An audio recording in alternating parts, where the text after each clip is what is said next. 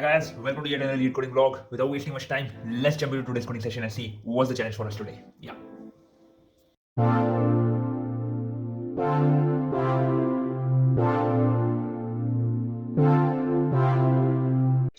Hi guys, I'm back from my coding session और आज का क्वेश्चन भी इजी था. क्वेश्चन का नाम है सब एरे इक्वल सम के. तो बेसिकली क्वेश्चन क्या कहता है कि आपको एक एरे दिया होगा, आपको क्या करना है कि उसमें से कुछ ऐसा सब एरे फाइंड करना है, यानी कि कंटिन्यूस एरे, उस बड़े एरे में से एक छोटा एरे फाइंड करना है, उस जो उस एरे का पार्ट होगा. सब एरे कंटिन्यूस होता है, सब सीक्वेंस छोड़ छोड़ के होता है एलिमेंट. तो आपको एक ऐसा सब एरे फाइंड करना है जिसको आप सम करोगे अगर, उसका सम के की इक्वल है, और ऐसे कितने सब एरे हैं उनको काउंट करना है. तो इसमें एलिमेंट डुप्लीकेसी हो सकती है, लाइक लेट्स से 1,1,1, जैसे कि यहाँ पे आप टेस्ट केस भी देख रहे होंगे. 1,1,1 है ना, और के इक्वल टू 2 है.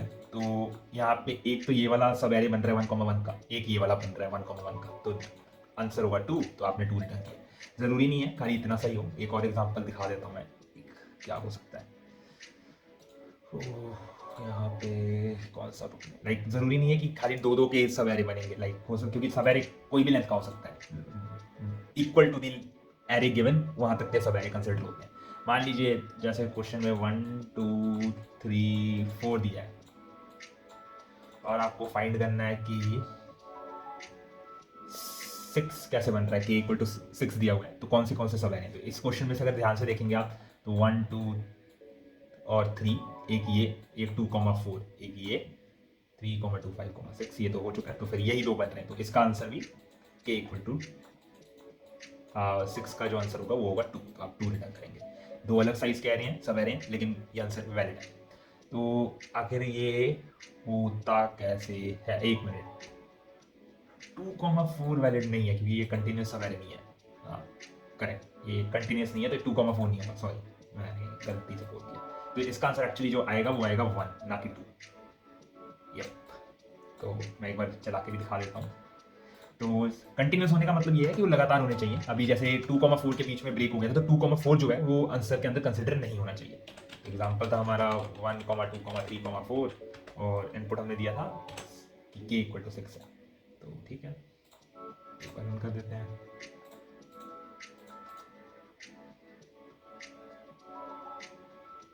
यप. तो के इक्वल टू 1 है, तो आंसर इक्वल टू 1 है. तो जैसे कि बोला वो खाली 1 2 3 है. तो ठीक है, ये एक्सेप्ट तो हो गया, और बीच में एक जगह अटक भी गया था, मैं बताता हूँ कौन सी जगह पे. तो इसका सॉल्यूशन किससे है, इसका सॉल्यूशन है हैश मैप से, यानी कि हमारे हैश मैप से. तो हैश मैप से सॉल्यूशन क्या है इसका, देखिए पहले तो आप एक हैश मैप, एक ब्रूट फोर्स अप्रोच पहले डिस्कस कर लेते हैं. आप हमेशा उसी से शुरू कीजिएगा, इंटरव्यू में भी करना होगा. तो ब्रूट फोर्स ये है कि आप इस n स्क्वायर के अंदर आप सारे सब एरे जनरेट कर सकते हैं, वो जनरेट कर दीजिए सम करते हुए, और फिर क्या कहते हैं आप कौन सा सम के इक्वल है वो फाइंड करके काउंट कर लीजिए. ये तरीका है. तो ये तो नहीं चाहिए हमें, हम लोग को सॉल्यूशन चाहिए लीनियर कॉम्प्लेक्सिटी, यानी कि n में. तो वो डिस्कस करते हैं कि वो कैसे होता है. तो सबसे पहले एक हैश मैप ले लीजिए, और हैश मैप के अंदर 0 को इनिशियलाइज कर दीजिए इक्वल टू 1 के अंदर. अब इसका क्या मतलब है, अगर आपको k इक्वल टू 0 दिया होता है तो 0 तो हमेशा ही होगा ना, चाहे सब एरे एम्प्टी क्यों ना हो. 0 इज ऑलवेज अटेनेबल. तो 0 का काउंट आप पहले ही 1 कर दीजिए. फिर आप क्या कहते हैं कुछ वेरिएबल ले लीजिए, कि जैसे सम क्या है, क्योंकि हम लोग इसके अंदर सम करते हुए चलेंगे. बेसिकली प्रीफिक्स सम की टेक्निक यूज होगी, प्रीफिक्स सम प्लस है एरे की. तो और n ले लिया ना, जो कि एरे की लेंथ है, और रिजल्ट जो है कितना अभी तक काउंट आया वो है 0 तक. आई से लेके n तक आइटरेट करेंगे और समीशन करते जाएंगे. अगर ध्यान से देखें ये समीशन क्योंकि इंक्रीमेंटल वे में हो रहा है, जैसे जैसे आई ट्रेवर्स हो रहा है, तो ये जो सम है ये काइंड ऑफ प्रीफिक्स सम होते हुए जा रहा है. जैसे कि सबसे पहले 1 आया तो खाली 1 का सम है, अगली बार 2 आ गया तो ये 3 हो जाएगा, अगली बार 6 और एक और 3 एलिमेंट आ गया तो 3 + 3 6 हो जाएगा, अगली बार 6 + 4 10 हो जाएगा. तो ये ऐसे चलेगा. जरूरी नहीं है इंक्रीजिंग ऑर्डर में हो, क्योंकि आपको बोला नहीं है कि आपका जो एरे है वो पॉजिटिव नंबर्स का ही है. It can contain negative number. तो ये तो मत ही सोचिएगा कि ये ऑलवेज इंक्रीमेंटल अप्रोच में जाएगा, ये नीचे गिर भी सकता है ऐसे अगर नेगेटिव एलिमेंट आ गए. इट डिपेंड्स ऑन सब एरे. तो आपके 2 पॉइंट टेक्निक इसलिए नहीं चलेगी इसको. फाइनली अगर लेकिन इसके अंदर क्या कहते हैं आपका खाली पॉजिटिव नंबर होते तो आपका 2 पॉइंटर चल जाता. ठीक है, आगे बढ़ते हैं. अगेन कल के टाइप वाला ही एल्गोरिथम है ये भी. जैसे कल को हम लोग nums of i plus kth element check कर रहे थे, यहाँ पे आज को ये चेक करना है कि सम में से अगर मैं आज को जो k है वो मिटा दूंगा, लाइक सब्ट्रैक्ट कर दूंगा उस सम से, क्या वो एलिमेंट मेरे एरे के अंदर है कि नहीं, मेरे मतलब एरे बोल रहा हूँ, मेरे हैश मैप के अंदर है कि नहीं है. तो ये कंसेप्ट ये है कि मान लीजिए एग्जाम्पल देते हैं 1 - 3, तो वो बोलेगा कि मेरे हैश मैप के अंदर -2 है कि नहीं है. तो इट से नहीं है तो वो नहीं चलेगा. लेट्स से, और ये कौन सा एग्जांपल मैंने लिया हुआ है एक बार वो भी देख लेते हैं। एक एग्जांपल लेके मैं समझाता हूँ और तो ज़्यादा बेटर समझ आएगा।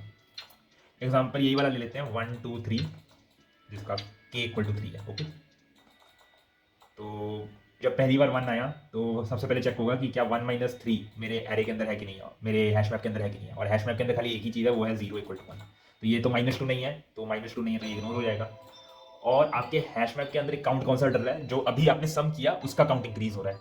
तो बेसिकली जो वो सम है वो इंक्रीज हो जाएगा। लाइक अब आपके हैश मैप के अंदर चला गया है 1 इक्वल टू 1, एक सम घुसा है, उसका काउंट अभी 1 है।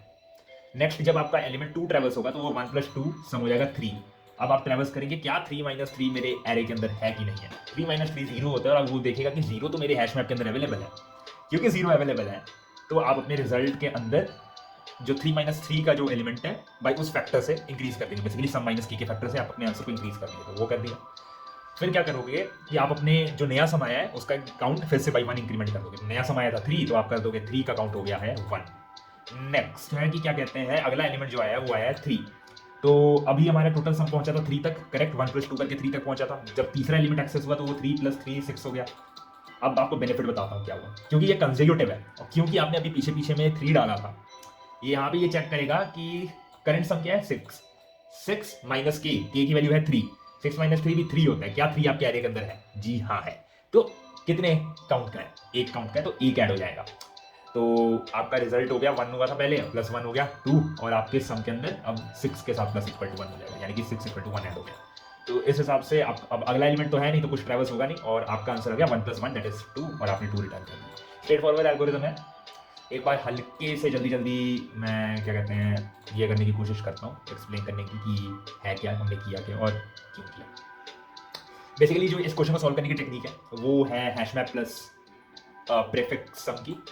आइडिया ये है कि आप सम करते जाएं, और अगर आपको कोई भी पॉइंट पे सम - k एलिमेंट अपने हैश मैप पे मिल जाता है, दैट बेसिकली मीन्स कि ऐसा कंसेक्यूटिवली चल रहा था और उसको सब्ट्रैक्ट करने से आपको एक ऐसा सम मिल रहा है जिनके बीच का डिफरेंस k है।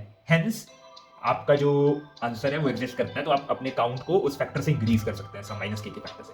तो कुछ करना नहीं है, एक हैश मैप ले लीजिए और अपने हैश मैप के अंदर क्या कहते हैं सबसे पहले 0 को जरूर डाल दीजिए, क्योंकि 0 ही है जो हमेशा अटेनेबल है। देन उसके बाद आइटरेट करिए अपने एरे के ऊपर, सम करते हुए जाइए। सम - k एलिमेंट आपके हैश मैप के अंदर है कि नहीं है वो चेक करिए। अगर है तो अपने रिजल्ट को सम - k फैक्टर के साथ इंक्रीज करिए, जो कि अपने हैश मैप के अंदर जो काउंट पड़ा हुआ है उसके साथ। अदर और हमेशा ही आपको अपने सम का इंक्रीमेंट करना ही करना है, लाइक वेदर इट इज 0 और वेदर 1 + 0 करके 1 आ रहा है, या फिर 5 + 0 करके 5 आ रहा है, या 5 + 5 करके 10 आ रहा है, वो आपको हमेशा इंक्रीज करना ही करना है, और उसी के साथ आपका आंसर आ जाएगा। थोड़ा सा समझाने में आज थोड़ा ट्रिकी टाइप हो गया मेरे लिए, असर है भाई रात भर जागने का असर है। आज को वैसे भी थोड़ा फुल एनर्जी में नहीं हूँ मैं एक्सप्लेन करने की चीज़ें, लेकिन उम्मीद करता हूँ आपको ये समझ आएगा। ठीक है, तो एक बार कोडिंग वॉक थ्रू देख लीजिएगा। मैंने बीच में गलती क्या की थी, मैं समझ नहीं पा रहा था कि यहाँ पे क्या कैश करना है एक्चुअली, कौन से फैक्टर से इंक्रीज करना है। तो मैं एलिमेंट के फैक्टर से एलिमेंट्स को हैश मैप के अंदर पुश कर रहा था, तो बाद में समझ आया कि नहीं, ये तो कंसेक्यूटिव सम चल रहा है, तो सम को पुश करना पड़ेगा। तो वो एक चीज़ थी जो आप मेरे को, अगर आप मेरी जो फास्ट कोडिंग है उसको थोड़ा स्लो करके देखेंगे तो शायद आपको दिख जाए वो चीज़।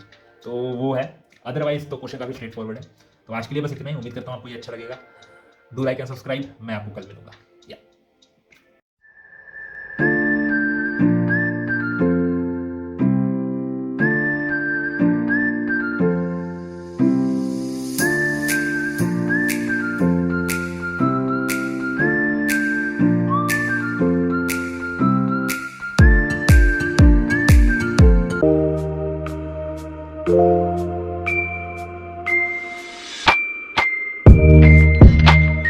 Yeah.